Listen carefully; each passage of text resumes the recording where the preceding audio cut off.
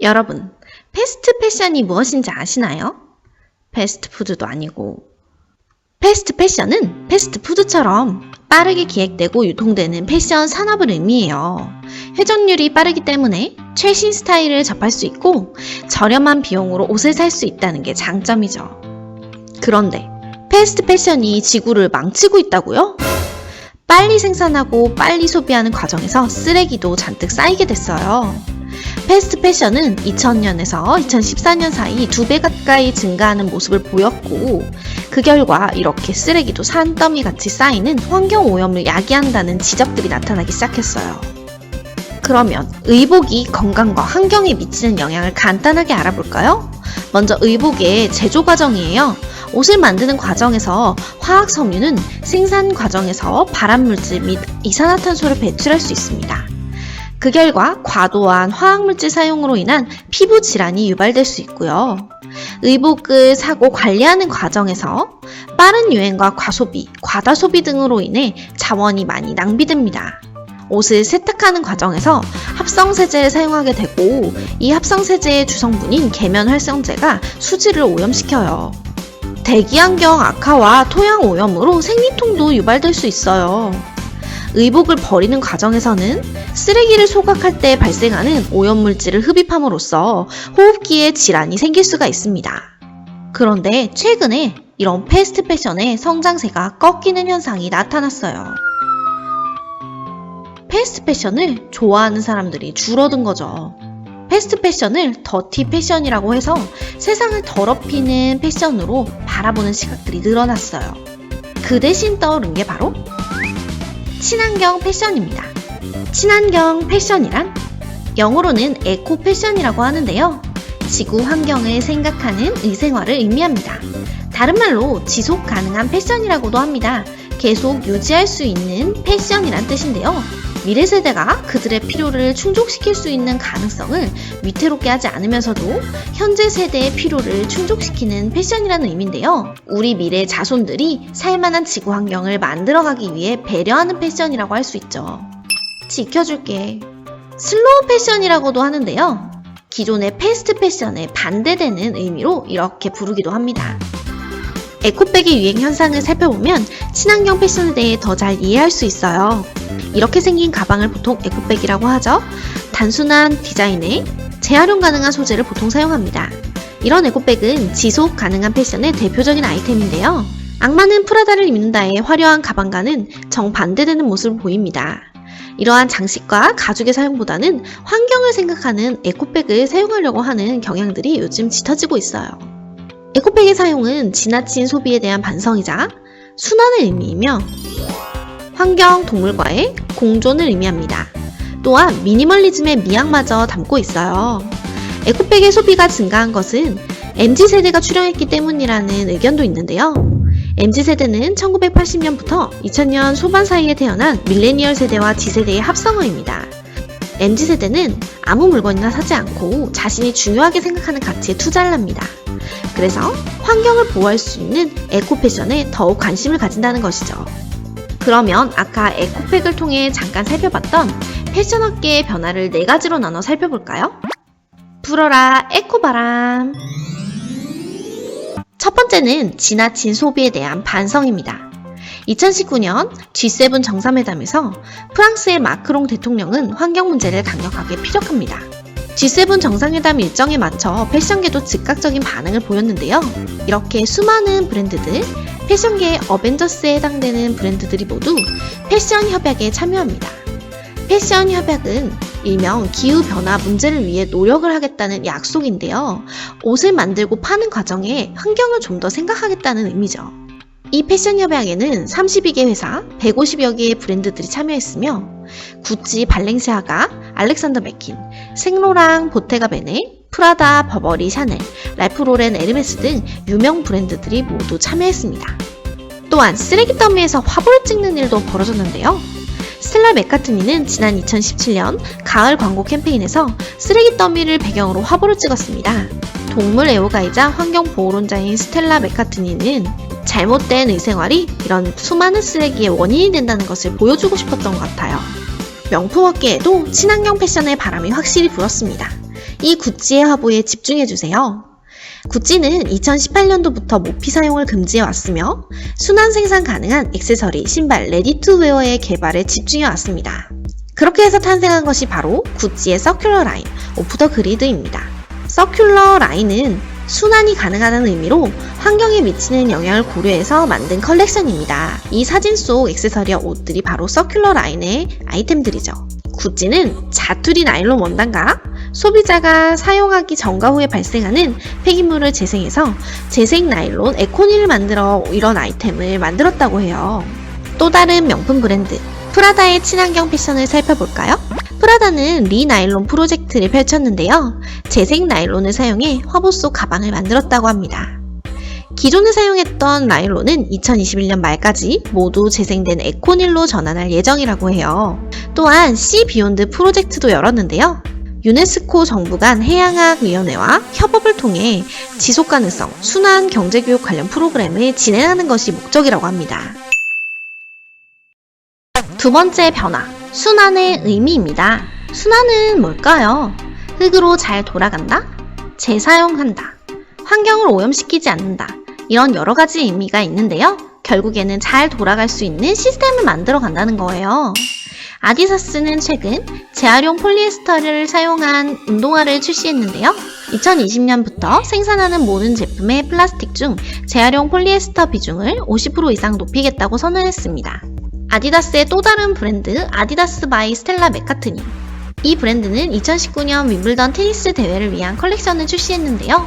이때 재활용 폴리에스테르, 해변에서 수거된 재활용 플라스틱 쓰레기를 활용하여 옷을 만들었습니다.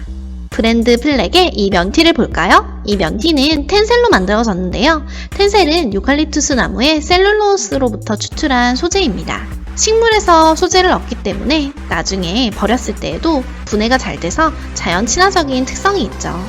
이 외에도 옥수수, 사탕수수, 코코넛 등에서 섬유를 얻어 옷을 만드는 연구가 계속되고 있습니다. 내셔널 지오그래픽은 최근 플리스를 3종 출시했는데요.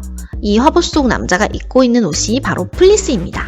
이 플리스는 버려진 플라스틱을 작게 조각내서 원사, 즉 실로 뽑아내 만든 100% 재활용 소재의 옷입니다. 빈폴 역시 친환경 의류 비사이클을 출시했고요. 컨버스도 폐플라스틱을 사용해서 운동화를 개발했습니다.